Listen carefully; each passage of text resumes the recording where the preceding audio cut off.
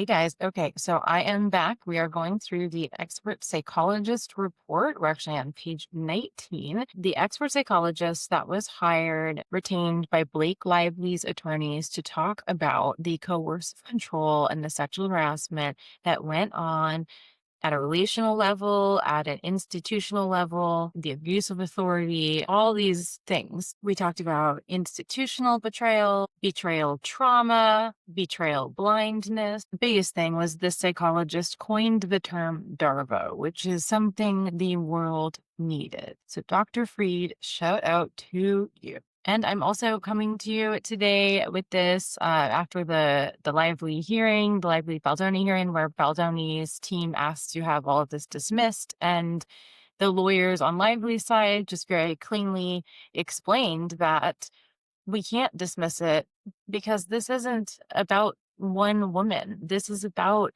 women having the ability to work and not fear sexual harassment. And if something were to occur, that they have the proper recourse and the perpetrators have consequences. And in this case, we have no HR department. The perpetrators were the authoritative figures, the owners of Wayfair. And yeah, everyone will say that Blake Lively has so much power, but she was still doing a job and doing a movie, and she was still caring about all of the cast and crew members. So what this is doing is it's actually really setting a precedent for you can't just do this to even the most famous woman in the world, one of the most famous women. You can't do this. Misogynistic men can't keep running the show. Did we learn nothing from Me Too? So we have this incredible psychologist, and she walks us through what happened, and she's reviewed everything and things that you and I haven't seen and won't be able to see. So she gets to the point where she starts to talk about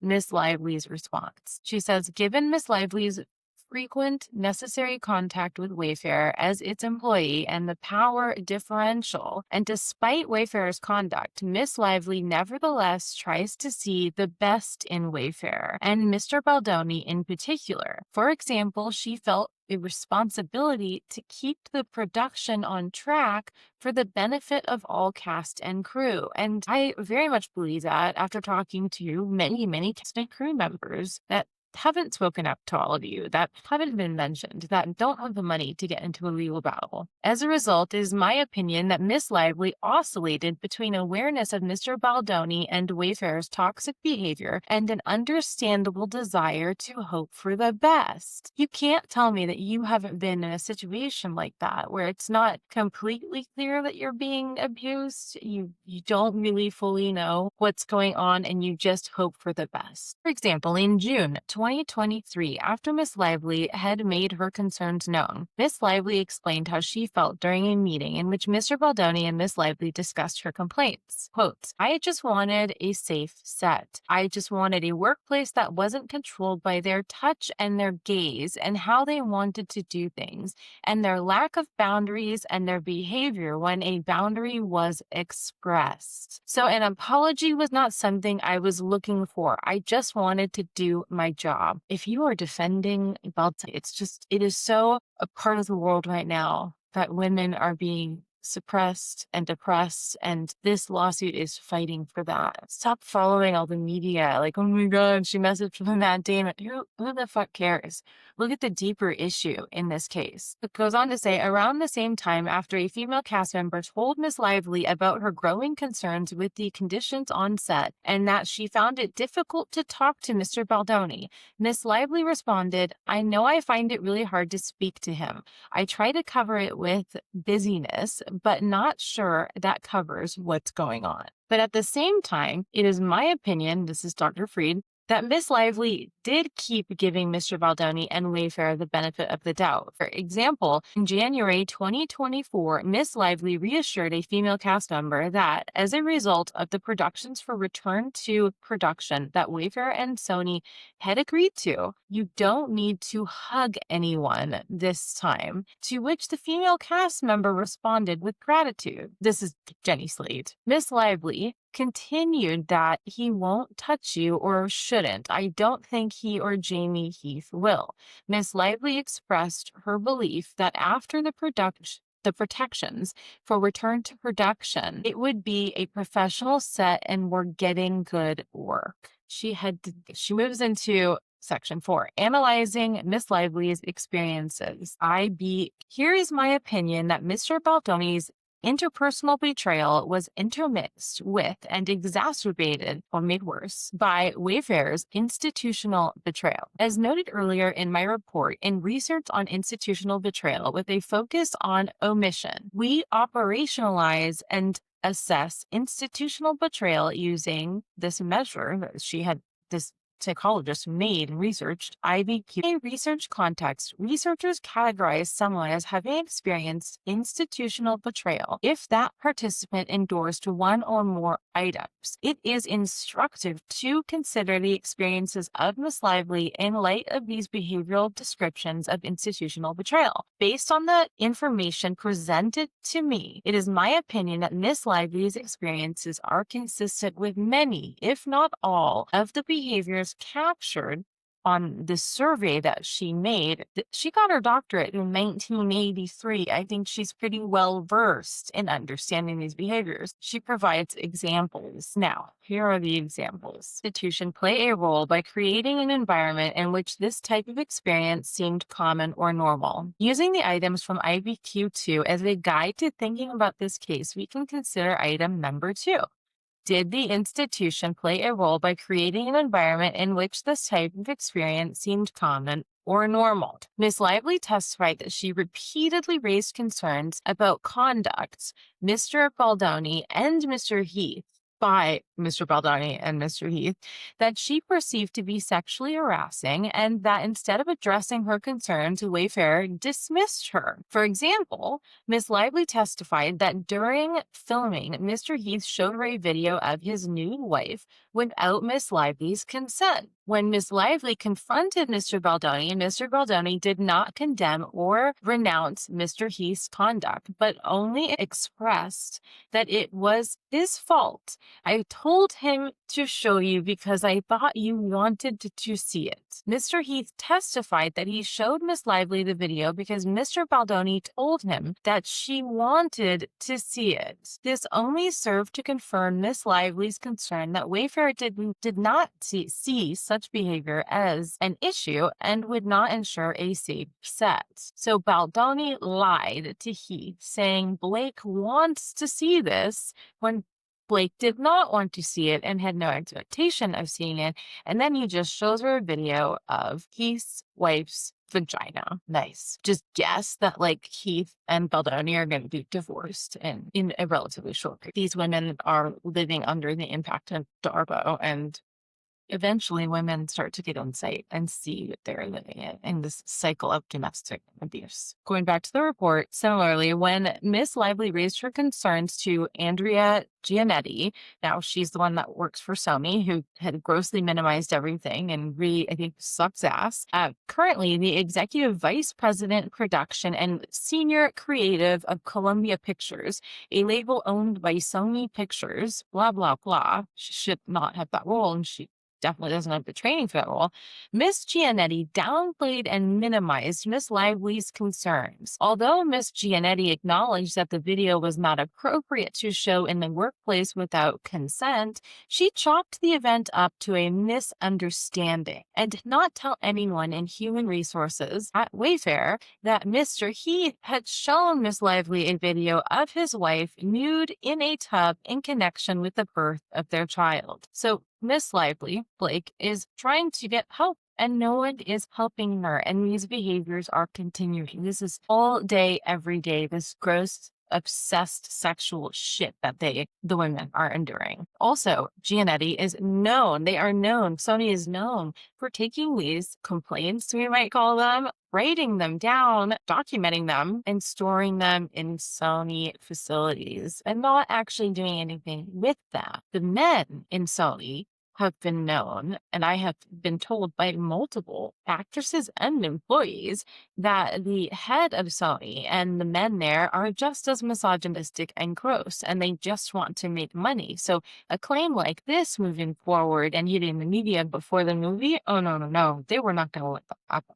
Back to the report. As another example, Mr. Baldoni referred to women in the workplace, including Miss Lively, as sexy or hot. On one occasion, Mr. Baldoni said to Miss Slate, "I can say this because my wife is here, but you look sexy in what you're wearing." In another instance, Mr. Baldoni called Miss Lively sexy, to which Miss Lively replied, "That's not what I'm going for." Now, in her deposition, Miss Lively's deposition, she actually had a lace bra on and he was staring at her chest and he asked her to zip down on her chest, her outfit, onesie, a little more so he could see her breasts. And stated, "Oh, I'm sorry, hot?"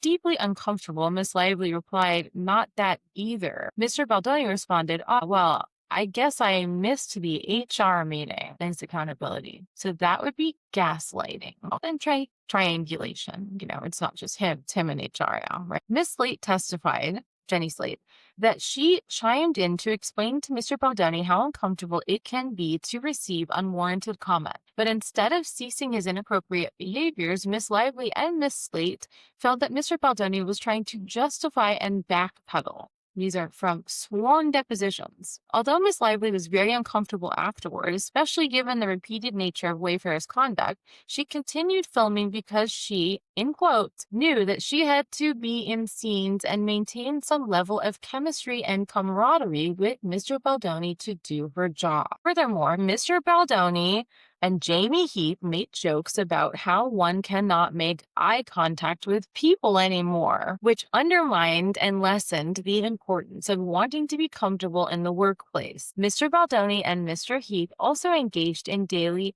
hugging rituals with the cast and crew. When Miss Lively or others avoided their touching, Mr. Baldoni and Mr. Heath would retaliate by becoming irritated, cold, and uncollaborative. Miss Lively recalled they would become prickly and standoffish and shut down. It is my opinion, and this is what we do in forensic psychology, right? We're hired to state, we're opining. Our opinions are based on research and science and a lot of research. So Dr. Fried says, "It is my opinion that when Miss Lively and others raised their concerns to Miss Giannetti downplayed and minimized them, thereby enabling and exacerbating the institutional betrayal of Wayfair and the betrayal trauma by Mr. Baldoni and Mr. Heath. Although Miss Giannetti knew that Miss Lively had raised concerns about Wayfair that Miss Giannetti characterized as Wayfair being too loose or too casual on set, as well as too sensitive, Miss Giannetti never spoke to anyone in human resources about how to handle such concerns and whether a neutral investigation was warranted." Yeah, but she did document it. Miss Giannetti testified that she did not think there was a reason to call human resources, even though she also testified that something that was illegal, such as sexual harassment or retaliation, would trigger her desire to get someone neutral involved. So there we go, Miss Giannetti calling the behaviors illegal. I said in the past, this case edges on criminality, and people would joke and say, "Oh, you can't take me seriously." Right? This case still edges on criminality, and not just because of the sexual things, because of insurance fraud and other things where they just wanted to pocket money and threaten. She testified that it was not her responsibility to learn who was responsible for handling human resources complaints because Sony was the co-financer and the distributor of the film. So she's shoving it off to somebody else who's not going to do anything, who's been sued numerous times. Everyone knows that they're not going to follow through because they want the film to get out and they want to make the money. This is going to hurt the film. And her role on the movie was to protect Sony's investment in the film. That's in quotes. Did I not just say that? As another example, Mr. Baldoni wrote an apology letter to Alex Sachs, a female producer on the film, and he yelled at her when she tried to voice her opinion about abuse. And as he noted in his letter, he mansplained to her about sexual trauma and abuse. When asked about the apology letter written by Mr. Baldoni addressing his behavior with Miss Sachs, Miss Giannetti thought the letter was a little overkill and noted she personally had never been offended by any communication that she had with Justin Baldoni. Duh. Why would he's sucking up to you? You're higher up than him. Okay. Miss Giannetti failed to acknowledge that Mr. Baldoni's apology letter was written in gendered terms, referencing mansplain and women, and comparing communication with his female producer with how he would communicate with women generally in his life. Ugh. On another occasion, Mr. Baldoni asked Miss Sachs about a scene being shot, proceeded to yell at her, slammed his hand on a chair that was next to her while saying her name, and walked away. Miss Sachs felt physically intimidated by Mr. Baldoni and turned to Miss Giannetti and Mr. Heath, who were both present, and said, "If Mr. Baldoni did something like that to me one more time, that I was going to walk off the movie." Mr. Heath said nothing, and Miss Giannetti said something resembling, "Well, it's his movie, he can keep shooting," and stemming to show that this guy is a douche. Okay, the other item on the IBQ-2 test. Did the institution play a role by making it difficult to report the experience? Miss Lively testified that I was never provided an HR resource. And like I said, I wasn't provided an HR resource. I had made attempts to file HR claims. Hello, everybody. She spoke on the phone to people, to Giannetti, to Sony. They took notes. They documented it. They wrote it down. It went around, and are also allegations that emails were cleaned without the employee's ability to stop it, that employees were asked to leave the building, and they came back and emails containing these complaints were deleted. But everybody seems to be playing this very careful game around Sony. She also explained, Wayfarer parties never offered me or made me aware of who to go to for HR. That's standard on a set.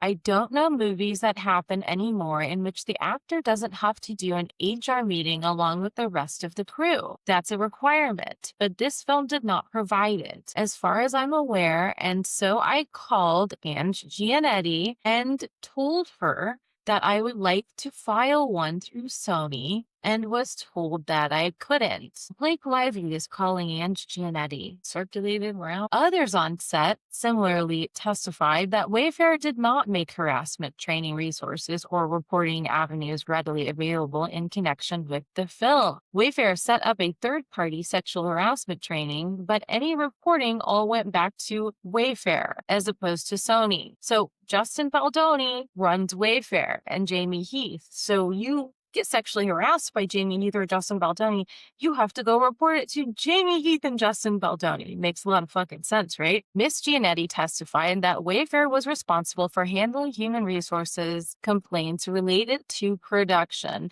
and Sony would typically expect a production company it was working with, such as Wayfarer, to provide workplace harassment training for the cast and crew before the start of production. She did not think it was her job to police behavior on set. Wayfarer, however, did not have a human resources department dedicated to the film. Before production began, Ms. Sachs raised concerns to Wayfarer that given Mr. Baldoni's role at the company, the film's workplace harassment protocols should come from Sony. Mr. Heath later agreed it might be advisable to hire an outside agency for the production, but no such agency was ever retained. When asked why, Mr. Heath testified that there had been a constant flow of suggestions before filming, and added that most independent films do not have human resources personnel outside the production company. When pressed whether Wayfarer's HR was responsible for on-set issues,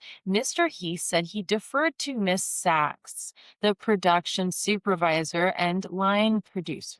To the measure, additional items that were positive or there are present on this scientific, well-studied measure on abuse. Additional items. Did the institution play a role by covering up the experience? Did the institution play a role by denying your experience in some way? Did the institution play a role by punishing you in some way for reporting the experience, such as loss of privileges or status? Yes, yes. Yes, and yes. Now let's go into the detailed reason why. As noted earlier, in a research context, we would categorize someone as having experienced institutional betrayal if that participant endorsed one or more of the items on this test. In this case, using these items as guides and taken together, the evidence indicates repeated institutional betrayals perpetrated by the defendant against Miss Lively. Another strong opinion, spot on. It is my opinion that Miss Lively experienced a pattern of retaliation and intentional reputation damage directed at Miss Lively, as set forth in detail below in DARVO. Remember, deny, reverse, all the coercive control, narcissistic shit they were doing to her. Each time Mr. Baldoni was confronted with concerns, he tried to explain and justify why his behavior was okay, why Ms. Lively shouldn't feel the way she felt about it. Didn't he say, I forced myself on women when they say no? Yeah. How do you turn that around? Oh, that's right. You try and live your life as a feminist when you are, so that people won't really say, oh yeah, he really raped someone. No. And you hope that the people at Long Beach State don't come forward eventually and talk to you, but they're close.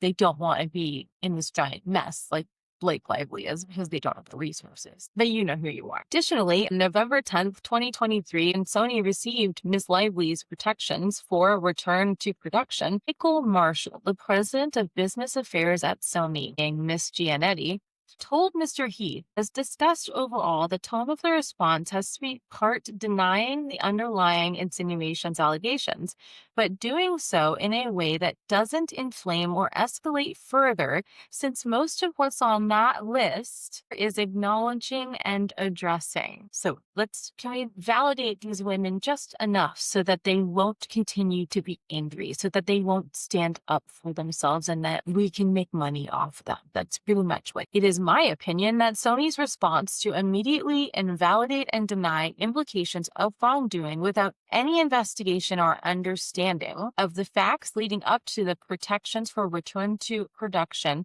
further facilitated the institutional betrayal by Wayfair. Next day, on November 11th, 2020, Wayfair responded to Miss Lively's protections for return to production, echoing that requested tone. Wayfair, Sony, and production respectfully acknowledge that your client has concerns regarding safety, professionalism, and workplace culture. Although our perspective differs in many aspects, ensuring a safe environment for all involved is paramount, irrespective of different viewpoints. Was told by a guy higher up than her to tone down her message that was further toning down the actresses. Yeah, you see this? This is Hollywood, guys. Following day, on November 12th, Mr. Baldoni texted his friends. In an effort to gain more power over me personally and the studio, we received a legal letter citing how unsafe I and the workplace were for the... We all know what this document insinuates, that I am unsafe, sexually harassing, etc., etc., etc. There's even silly things inferring Jamie was inappropriate, which is silly. It's all manipulation. I believe this is in part punishment for standing my ground and not giving her the little things she wanted. On January 5th, Mr. Baldoni texted his friends again stating, my brain was trying to defend itself when they were needing me to apologize for all of the things I had fucked up and made her feel unsafe. They essentially said that Jamie and I are not who we claimed to be, and that for us to have a podcast is unsafe because it makes people feel like we are safe. I was read from a phone things that I did, while many of them were based in actual situations. The events were wrong and things were taken completely out of context. It's not, guys, yeah. We need like 100 things to finally realize it's you. Yeah. So the word creepy and abuse were used in reference to me in my behavior. It's hard to feel so much of what they believe about me is false because they are so convinced that it's real. Yeah. That statement lacks complete. It's really shocked because he really does not grasp what a monster he is to people. You may never know. Wayfair signed the protections for return to production on January 19th. It is my opinion that Mr. Baldoni's texted his friends after receiving Ms. Lively's protections for return to production, accusing Ms. Lively of being manipulative and manufacturing her complaints, downplayed her concerns, while at the same time acknowledging that she was accusing him of sexual harassment and creating an unsafe set. Additionally, on May 6th, at a dinner with Colleen Hoover, the author of the book on which the film was based, it is my opinion that Mr. Baldoni and Mr. Heath continued to cover up Miss Lively's experience. Miss Hoover left the dinner blindsided and disappointed that it felt like she was made to not like Miss Lively, and that Mr. Baldoni and Mr. Heath's intention was to get Miss Hoover on their side, or just explain their side. Miss Hoover heard it from Miss Lively, for testify that this behavior was not at all what she would have expected from Mr. Baldoni based on how he had portrayed himself early on when he optioned the book from Miss Hoover. Bella Ferrer, even now the psychologist, goes into how Miss Lively experienced DARVO. As explained earlier in this report, DARVO stands for Deny, Attack, Reverse, Victim, and Offender. Institutions or individuals who engage in DARVO use it as a form of defense or punishment to shift blame to the complainant to the person complaining and undermine their credibility and minimize the conduct. The materials provided to me include examples of those components of DARVO and show that defendants engaged in DARVO, another narcissistic abuse, coercive control, absolute, or it can depend on minimizing the severity of behavior. In this case, defendants relied primarily on minimization. Mr. Baldoni always admitted to his behavior. He would just try to explain and justify why it was okay, why Miss Lively shouldn't feel the way she felt about it. Mr. Baldoni claimed that there were innocent things I've said taken completely the wrong way, and it's all manipulation. I believe this is in part punishment for standing my ground and not giving her little things she wanted. He also claimed the events were wrong and things were taken completely out of context. It's not my fault. I did this a million times in my whole life. The word creepy and abuse were used in reference to me in my behavior. It's hard to feel so much of what they believe about me is false because they are so convinced that it's real, like you said earlier. But when Ms. Lively confronted Mr. Baldoni and about Mr. Heath, showing her in the initial seconds of a video of his wife in connection with the birth of their child, her vagina, Mr. Baldoni responded, I told him to show you because I thought you wanted to see it. Minimization and deflection. Mr. Heath also admitted to his behavior, but also claimed that Mr. Baldoni told him that Miss Lively wanted to see it. But it's not our fault, and you're overreacting because you're a woman. Mr. Heath also repeatedly downplayed and reframed Miss Lively and others' complaints, portraying them as overly sensitive or difficult, while characterizing their reports of misconduct as normal, creative friction or misunderstandings. In vivid detail, each incident that occurred on set, he recalled in vivid detail. Mr. Heath consistently framed the women's experiences as mere differences in perception. Multiple women, with 9 women now involved that are saying things like this, insisting that while they may have seen events one way, he and Wayfair saw them differently. It is my opinion that Mr. Heath essentially offered a performative acknowledgement of the woman's experiences, recognizing them only to deny their validity and reassert his version of events, as though the women's experiences were subjective misunderstandings rather than actual misconduct. The psychologist view has nothing to do with the celebrity realm or anything. She's a professor and a researcher. Like she's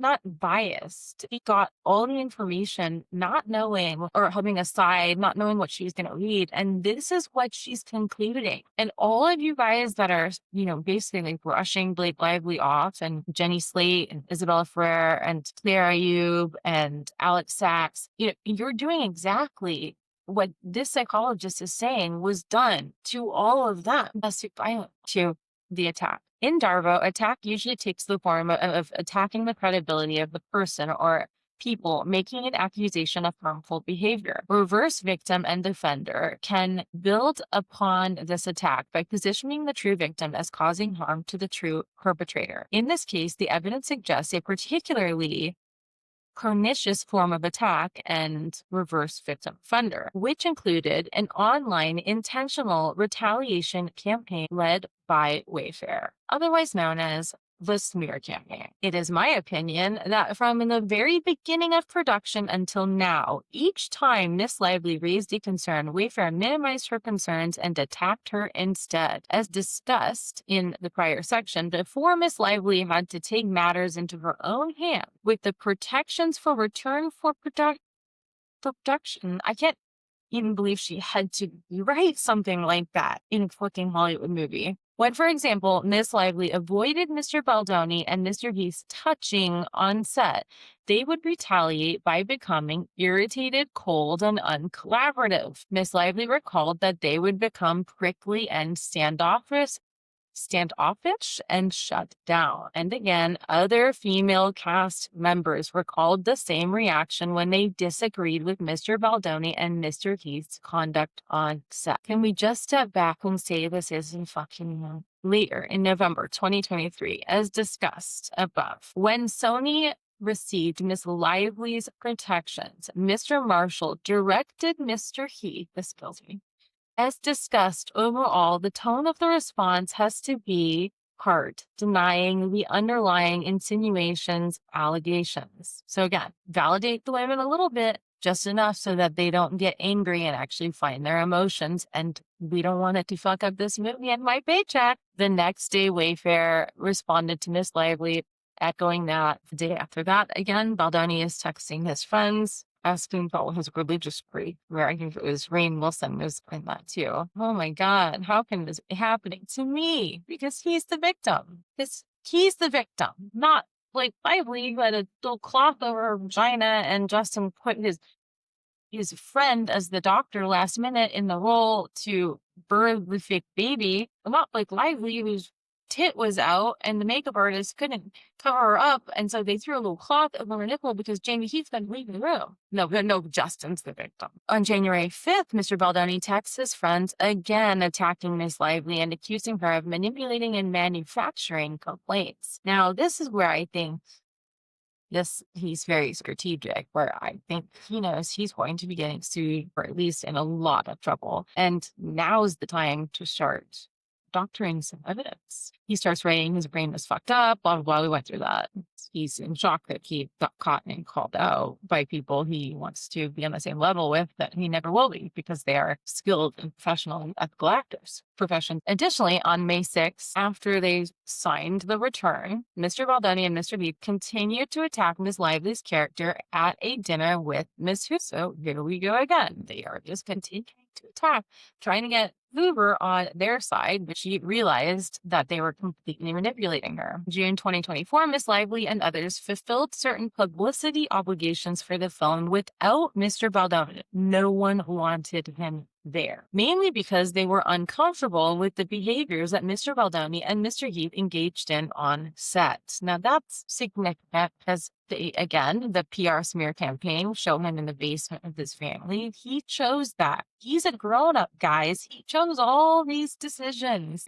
So one of those publicity events was an early screening of the film at Book Bonanza on June 14th, attended by Miss Lively, Colleen Hoover, Brandon Sklenar, and Isabella Ferrer. The event drew exceptionally strong public praise and a highly positive reception. 2 days later, Mr. Heath directed Wayfair's Vice President of Operations, I'm going to try to say this, Mitz Toskovic, to create a timeline catalog. I think I'm getting too tired to read, to log in each and every alleged incident involving Miss Lively, complete with dates and placeholders for details to be filled in. This timeline, largely drafted and populated by Mr. Heath himself, was transmitted to TAG on July 3rd, 2020, and ultimately became part of Wayfair's coordinated effort to publicly smear and discredit Miss Lively's character. Wayfair's behavior continued. Miss Abel texted Mr. Heath, for concern. We can't have fans starting to guess why Mr. Baldoni is left out of this stuff. Mr. Baldoni proposed an offensive an offensive to explain that anything he had been accused of was social awkwardness and impulsive speech. That's where he wanted to pretend he was neurodivergent to try and get away with things. If you suffer with neurodivergence or you know anyone who's they make fun of you or put it on you, actually harass people because they don't understand the realm, right? Absolutely disgusting. Baldoni told his team that they needed a plan to get ahead of Miss Lively's claims against him. In the event they were to go public. Miss Abel emailed Mr. Heath discussing what would be helpful to arm us in the case we need to refute any time. The film was released in August 2024. It is my opinion that Wayfair engaged in further attack and RVO, reverse victim offender, by causing the online smear campaign to commence with attack and RVO themes that followed the same themes Wayfair had used against Miss Lively up to this point. Miss Lively alleges that the goal of the smear campaign was twofold. One, to conceal the pattern of harassment and other misconduct by Wayfair, and thus is relevant to the deny component of DARVO. And two, retaliate against Miss Lively by battering her image, harming her business, and causing her and her family severe emotional. Baldoni was really, really excited. The texts were like, oh my God, this woman is fantastic. It was friends too saying, if we can get her, we just made the film. Yet now, all of a sudden, the world hates her and she's worthless. Wow. That sounds like a focus smear campaign. Please deposit. Miss Lively further explains, it's part of what was so unique about the smear campaign is there was not a single event or moment or experience or revelation that led to this. It felt like a scatter shot of negativity. So I can't even keep track of all the narratives. Yeah, they came in fast and hard, probably how Justin Baldoni likes to do it. Not caring. The narratives included and continued to include an assault on Miss Lively's character and casting her as a mean girl, a bully, tone deaf, and power hungry, including by attempting to take over the film. This felt to Miss Lively like an erasure of so much, not only goodwill that she had built up over decades, but on the film's press tour. In July 2024, Wayfair engaged a crisis communication specialist, Melissa Nathan, and her company, the agency group PR LLC, otherwise known as TAG, along with Jed Wallace and Street Relations. Now, Jed Wallace, as I'm sure you all know, execute this smear. On July 30th, Wayfair transmitted to TAG the timeline it had been building that cataloged each and every alleged incident involving Miss Lively. On August 2nd, TAG circulated a scenario planning document to Wayfair should Miss Lively and her team make her grievances public, which advanced misleading counter-narratives, including blaming Miss Lively for production members losing their jobs. My analysis assumes that Wayfair,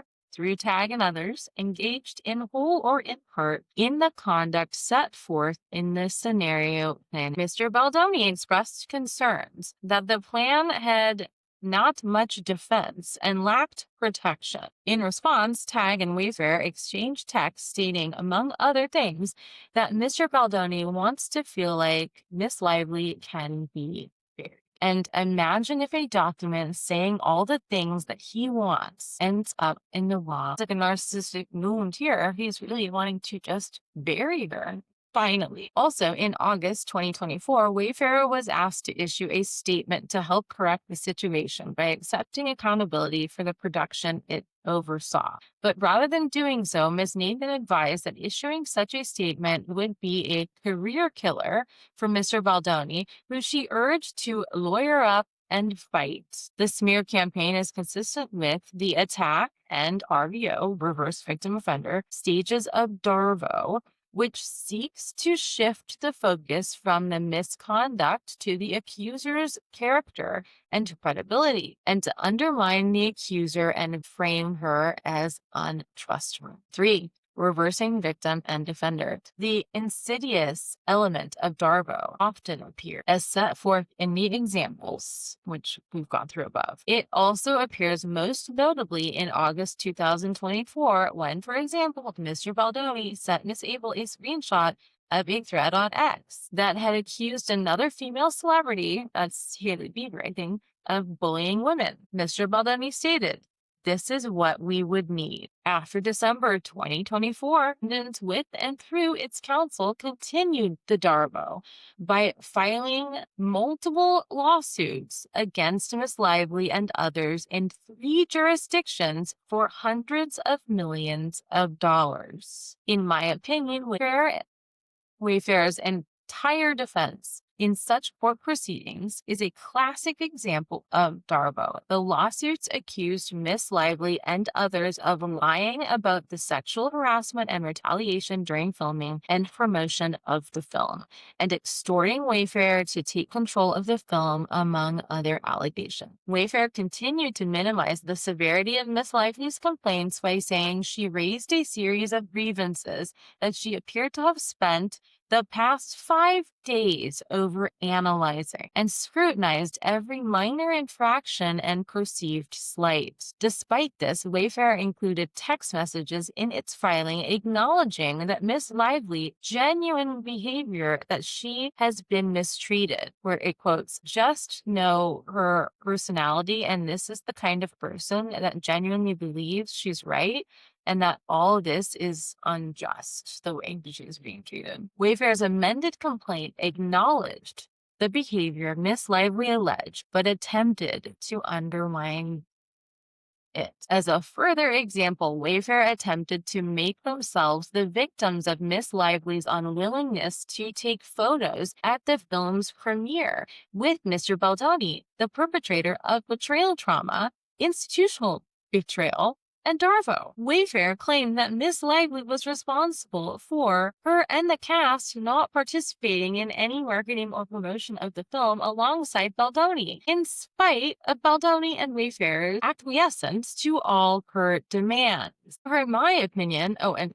also, the world's believing this, right? Because they're like, "Oh my God, we finally get to see the inside workings of a celebrity lawsuit. They're showing us exactly what we want to see." Being completely fucking manipulated. However, in my opinion, it is expected for a victim of betrayal trauma, institutional betrayal, and DARVO to not want to further subject herself to trauma at the hands of the same individuals and institution. Miss Lively hadn't really gone into detail about her accusations against Mr. Baldoni, but it was obvious that they didn't get along. This is from Clayton Hoover's deposition. She insinuated that she was a victim of sexual harassment and didn't want to be in the same room with them. She didn't even go into detail. She could have hurt Justin even more, and she didn't. Indeed, Miss Hoover, Miss Slate, and another actor on the film, Brandon Sklenar, did not want to be on the premiere with Mr. Baldoni because they independently felt uncomfortable. In stark contrast to Wayfair's framing of Miss Lively's contribution to the team, Josh Greenstein, formerly the president of the motion picture group at Sony, recalled that Miss Lively had incredible ideas, pushed the marketing team every day to be better, and was just relentless in a positive way by claiming that Miss Lively was threatening not to promote the film or go to the premiere. Wayfair engaged in further reverse victim offender. You guys see this? These psychological tactics? Yeah, they're subtle. That's why the judge said today, the Baldoni side said, Miss Lively has a bunch of small potatoes. And the judge said, well, sometimes small potatoes turn into a big meal or something like that. This is why. Because it's subtle and no one wants to take the time to sit and read this 100-page report and actually understand everything. In addition to filings in court, Wayfair, with and through its attorneys, have attacked Miss Lively's character in the press, accusing her of being a liar and coward. Who's this? They might have less money than Blake and Ryan together. The head of Wayfair Studios and Miss Lively's employer was prepared to spend whatever necessary to defend Baldoni, Wayfair Studios, and himself against Miss Lively and her husband. Wayfair's lawyers have stated their intention to sue Miss Lively into oblivion, even proposed taking her deposition at Madison Square Garden and charging tickets for admission. The real winner, I wonder how many affairs he said. Heard of a few. He said to people, hold the deposition at Madison Square Garden, sell tickets or stream it, and donate every dollar to organizations helping victims of domestic abuse. And after he also represented Justin, who stole a movie from the Flores family, who's currently suing Brian Friedman for is engaging in DARVO and domestic violence right now in this case. Actually, a lot of people are. Okay, so then we get into the defendant's conduct. Puts Miss Lively at increased risk of physical and mental distress, consistent with tons of fucking research. At the outset, it is important to establish that institutional betrayal often precedes, co-occurs with, or follows betrayal trauma. DARVO follows betrayal trauma. These patterns characterize many instances of institutional betrayal associated with interpersonal harm that occur in an institutional context. We know from research on institutional betrayal in these cases that the harm is best understood as a new injury that makes worse, guys, the harm of the betrayal trauma. Sometimes people think that multiple traumas would protect the victim from new harm, imagining perhaps that traumas are like immunity to a virus in which initial exposure helps protect against future severity. However, as explained earlier in this report, victimization, or other psychologists might call it complex PTSD, post-traumatic stress disorder, the impact of multiple traumas, including institutional betrayal and DARVO, is just the opposite of this. Each new trauma compounds the impact of the prior traumas. That as immunity, I would often say, like, if somebody punched you once, what's the big deal if they punch you again? Because you like kind of know how the experience of being punched in comparison to if you've never been punched and someone's going to punch you. You know, the first initial punch is the scariest. And so we often minimize when we're getting harmed more and more in the future because we've already taken it. That's a very common experience for sexual abuse survivors. So based on the documents provided to the psychologist and based on decades of research on betrayal trauma and trauma exposure, tons of trauma science, it is my opinion that Wayfair's conduct puts Miss Lively at increased risk of betrayal blindness, including forgetting, unawareness, and not telling. I don't think she has all of those, but that's what she's comparing, the severity of what. Indeed, Miss Lively has confirmed that she suffers from certain of these symptoms because of the scorn, pity, ridicule, humiliation suffered, which resulted in Mr. Greenstein recalled a phone call with Miss Lively that he described as someone who was going through severe trauma is all I can describe. Almost hyperventilating, crying, incredibly upset, inconsolable.